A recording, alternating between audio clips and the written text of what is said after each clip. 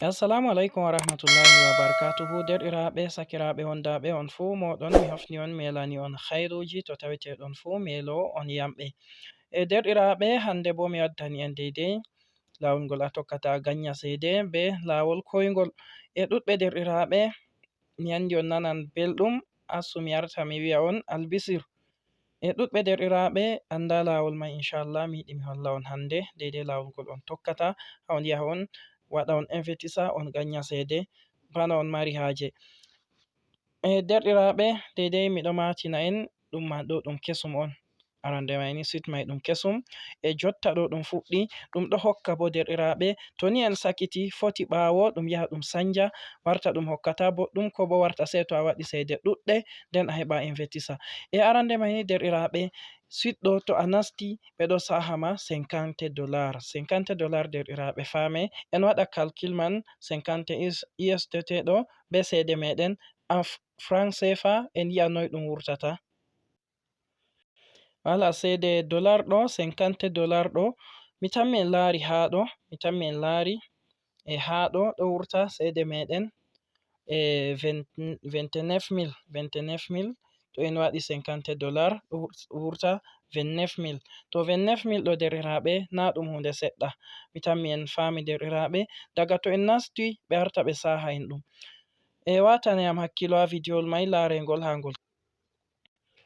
Arande mai ni derɗiraaɓe, to hande on feni warugo ha chaine amin ƴonetenga Kuudal Fulaku TV gal YouTube, on lara gal jungo moɗon nyamo on tawan nda bindi ɗo windi sabone, bindi ɓaleji, on wara on mema dow sabone mai banni on abona. To on aboni banni ɗo mi tammi nda no ɓe waddanta en tawan warti toɓɓere, en wara dow toɓɓere man banni en mema dow toɓɓere man, ɗe wartan toɓɓe tati, en mema dow toɓɓere ɓalere ɗo hollugo vidiowol mai ngol woɗi on bo on lara gal jungo moɗon. Deidei bana en waɗi en aboni ɗo, kala komin yerɓi fu on ratata. Arande mai nden en lara heɗɗo gal jungo meɗen nano en tawan to jungel, en wara en mema dow jungel mai banni. To en waɗi banni ni hollugo vidiowol mai fottani en nonnon deidei ƴamol moɗon je on mari fu ta yejjite warugo ha ɗo on waɗa commentaire, inchallah on ƴama min ƴamol je on marata haje fu. Nonnon derɗiraaɓe, ta yejjite warugo ha ɗo ha windi partage ɗo, on wara on mema dow partage mai banni on yerɓa groupe, on yerɓa vidiowol mai nder groupe ji moɗon WhatsApp, Facebook, Telegram e ko nandi e majum. Derɗiraaɓe, deidei to on yerɓanama liyeng man, ko bo to min yerɓani on liyeng man ɗo, nda liyeng man ha ɗo banni on tawata liyeng man min yerɓanta on.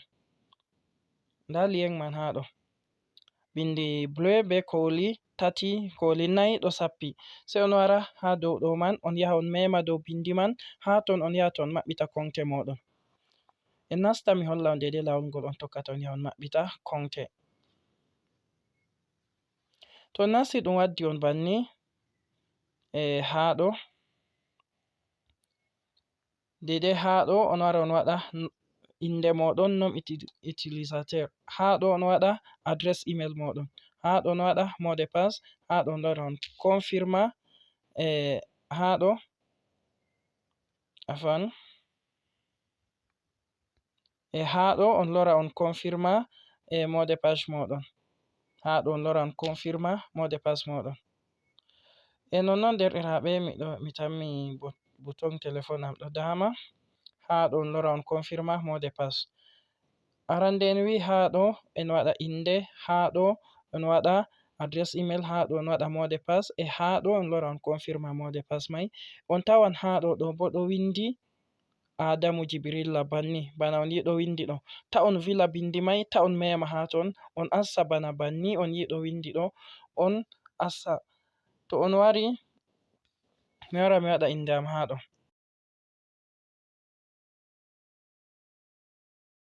joɗi mi tammi on laari ha ɗo ha windi, ha les ɗo ɗo windi lare boɗɗum, ha les ɗo ɗo windi Adamu Jibrilla, ha ɗo kam ɓe ƴamai on on sanja ko ɗume, sei on wara on mema ha ɗo ha windi registre kadi registre mi tammi, on wara on mema ha ɗo ha windi registre.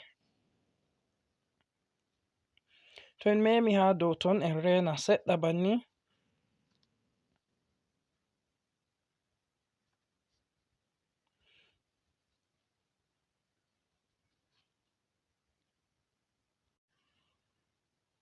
Dedei to a creyi a timmini nda no ɗum waddata ma. To ɗum waddi ma banni bana a larata ha ɗo inchallah.